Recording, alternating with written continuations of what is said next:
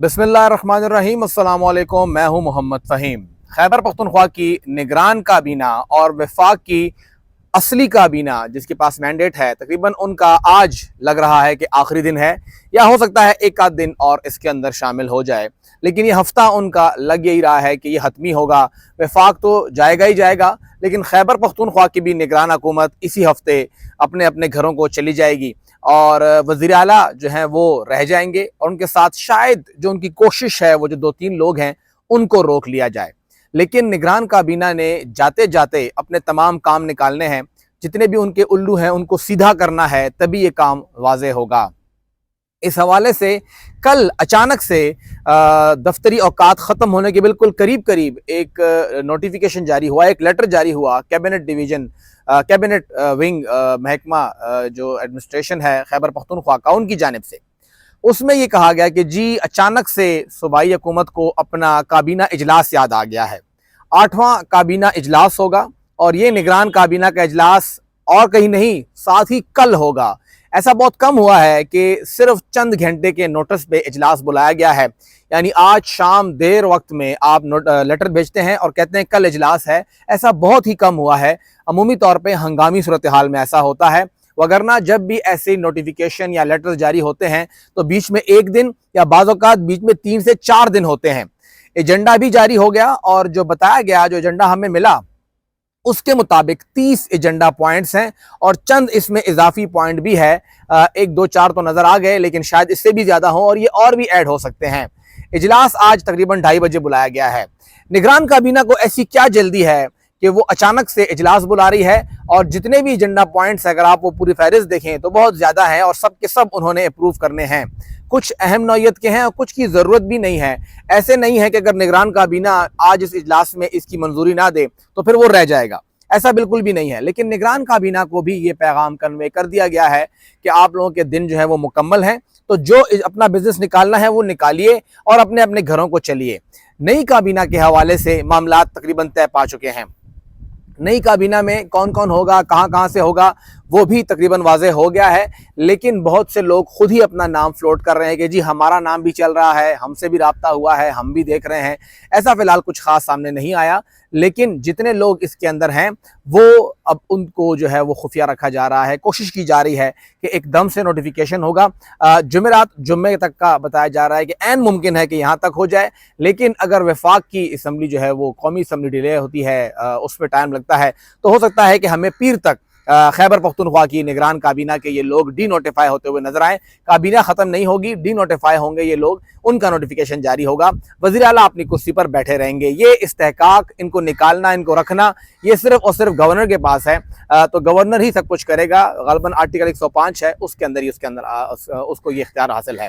Governor का जो एक सूरत हाल है उसके ऊपर भी बताया जा रहा है कि अब एक और साबिक गवर्नर साहब हैं और उन्होंने काफ़ी कोशिश की है, और जहाँ पे डिसीजन मेकिंग हो रही है गवर्नर के हवाले से, वहाँ की मुसलसल वो यात्रा कर रहे हैं। गुज़िश्ता 2-3 दिनों में वो रोज़ाना वहाँ जा रहे हैं। डिस्कशंस हो रही हैं कि अगर वो गवर्नर होते हैं तो क्या क्या करेंगे, किस तरह से काम होगा, कैसे मामलात आगे बढ़ेंगे, कबाइल को एक कबायली गवर्नर कितना ज़रूरी चाहिए, और कबाइल ही का मसला है तो वहाँ के लिए गवर्नर कैसे चाहिए। खैबर पख्तूनख्वा का इंतजाम तो खैर वैसे भी चल रहा है, यहाँ पे चीफ सेक्रेटरी देख रहे हैं कि, लेकिन वहाँ पे ये मसले हैं। तो गवर्नर के हवाले से ये बताया जा रहा है कि एक और शख्सियत जो है वो काफ़ी मजबूत उम्मीदवार के तौर पे सामने आए हैं, और जो पहले हमने जिक्र किया था एक साबिक गवर्नर का, तो अब उन दोनों का मुकाबला चल रहा है कि इन दो साबिक गवर्नर्स में कौन सा गवर्नर जो है वो दोबारा से इस सिंहासन पर बैठेगा। खैबर पख्तूनख्वा की जो इंतज़ामिया है, जो हमारी ब्यूरोक्रेसी है, जो हमारी सिविल इस्टेब्लिशमेंट है, उनको भी ये पता लग गया है कि अब इनके दिन गिने जा चुके हैं और ये काबीना जाने वाली है। ये गवर्नर साहब भी ज़्यादा वक्त के नहीं हैं। सिवाय चीफ सेक्रेटरी के शायद ही कोई सेक्रेटरी हो जो कि दफ्तर में मौजूद होता है और हर वक्त मौजूद होता है। 34 इंतज़ामी सेक्रेटरी हैं, फिर एक प्रिंसिपल सेक्रेटरी आ जाते हैं वज़ीर आला के, एक आ जाते हैं गवर्नर के, ACS है, ये तमाम अफसरान हैं। तकरीबन 40 के करीब ये इंतहाई अहम अफसरान हैं, और इन 40 में से 30 से ज़ायद ऐसे हैं जो अपने दफ्तर में आपको नहीं मिलते। उनके पास फाइलों के अंबार लगे हुए हैं, और जो वज़रा हैं वो बार बार जाते हैं कि जी सेक्रेटरी साहब के हमारा काम फंसा है, हमने लेटर भेजा है, मीटिंग के लिए बुलाते हैं, ना वो मीटिंग के लिए आते हैं और ना वो जाके वहाँ पे बात करते हैं। एक खामोशी सी है जो कि इस तमाम अमल के अंदर है। कहीं पर भी वो वहाँ जाके बैठते नहीं है कि वहाँ जाके उनसे बात की जाए। वो अमूमी तौर पर उसको अवॉइड करते हैं कि हम वहाँ नहीं जाते और जितना हम लोग दूर हैं उतना ही बेहतर है। खैबर पख्तूनख्वा की निगरान काबीना कर क्या रही है? खैबर पख्तूनख्वा की निगरान काबीना में शफीउल्लाह साहब जो कि एक हाउसिंग के मिनिस्टर हैं, उन्होंने हाउसिंग अथॉरिटी का एक इजलास उसको चेयर किया बतौर चेयरमैन, और उसमें ये मंजूरी दी, पूरी अथॉरिटी ने, बोर्ड ने ये मीटिंग की मंजूरी दे दी कि जी जो मिनिस्टर साहब होंगे अगर वो 3 इजलासों में बैठ जाते हैं तो आप उनको एक प्लॉट या एक फ्लैट दे देंगे। यानी ये इससे पहले नहीं था। जो इससे पहले मिनिस्टर आए, बैठे, फुल फ्लेज मिनिस्टर थे, एमपीएस थे, वोट लेकर आए, इलेक्शन लड़के आए, जीत के आए, हुकूमत बनाई, फिर वहां पे मिनिस्टर बने, उन सब ने ये प्लॉट या ये फ्लैट नहीं लिया। लेकिन निगरान वजीर साहब ने कहा कि जी ये तो मेरा इस्तेहकाक बनता है, आप मुझे ये प्लॉट दीजिए, ये फ्लैट दीजिए, उनको दे दिया। साथ ही सिर्फ उनको नहीं दिया, जितने भी वहां पर बैठे हुए बोर्ड मेंबरान थे, जो दीगर महकमों के सेक्रेटरीज थे, उनको भी उन्होंने इसके अंदर नवाज दिया है और ये कह दिया है कि 1 साल के दौरान अगर ये लोग 3 इजलासों में बैठ जाते हैं तो इनको भी आप फ्लैट या इनको आप प्लॉट देंगे। सिर्फ यहां तक बात नहीं रही, जितने भी डेप्यूटेशन पर आए हुए अफसरान होंगे अथॉरिटी में, उनके लिए पॉलिसी चेंज कर दी गई। और अगर 1 साल वो अथॉरिटी में काम करते हैं तो 1 साल अथॉरिटी में काम करने पर उनको फ्लैट या प्लॉट मिलेगा, और उसके अंदर बड़े बड़े प्लॉट्स का भी जिक्र है कि ये मिलेगा।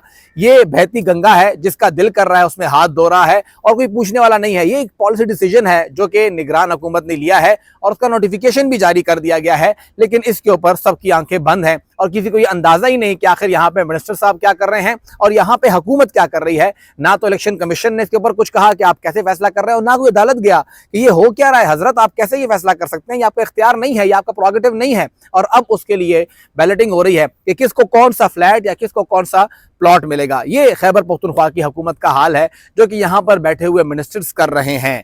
इसके साथ साथ अगर देखा जाए तो हेल्थ के मिनिस्टर साहब कह रहे हैं कि जी हाँ, हमारे यहाँ पर पीआईसी के अंदर जो इलाज था वो मुअत्तल है, लेकिन खबर मीडिया को क्यों गई और मीडिया मैनेजर ने क्यों मीडिया को मौक़िफ़ दिया, हम उसकी तहकीकात कराएंगे। हजरत, अगर आपका महकमा काम नहीं कर रहा, वहाँ पे लोगों को मसला है, तो मीडिया मैनेजर सिर्फ एक ब्रिज के तौर पर काम करता है, ना कि वो जो है वहाँ पे सारा काम करेगा। उसने ब्रिज किया, खबर को बैलेंस किया, मौक़िफ़ देना उसकी जिम्मेदारी थी। ऊपर से आप अपने सिस्टम को ठीक करने की बजाय मीडिया मैनेजर के ऊपर जो है वो इल्जामात लगा रहे हैं, उसके खिलाफ कार्रवाई कर रहे हैं। तो हैरानगी हो रही है कि निगरान हुकूमत ना जाने खुद को ऐसा क्या समझ रही है। उनको लगता है कि हमेशा के लिए बैठे हैं। नवाज शरीफ साहब भी घर चले गए, इमरान खान साहब भी घर चले गए, शहबाज शरीफ साहब भी जा रहे हैं, तो आप लोग कहाँ से आए हुए हैं? आप कैसे ये उम्मीद कर सकते हैं कि हमेशा के लिए बैठे हैं? आपने भी घर चले जाना है। लेकिन बात यह है कि जब आप कुर्सी पर बैठते हैं तो फिर आपको दुनिया नजर नहीं आती। निगरान हुकूमत में किस्से बहुत ज्यादा हैं, हर एक का अगर अलग अलग चट्टा कट्टा खोलेंगे तो हाउसिंग का मिनिस्टर हो गया, या हमारा हेल्थ का मिनिस्टर हो गया,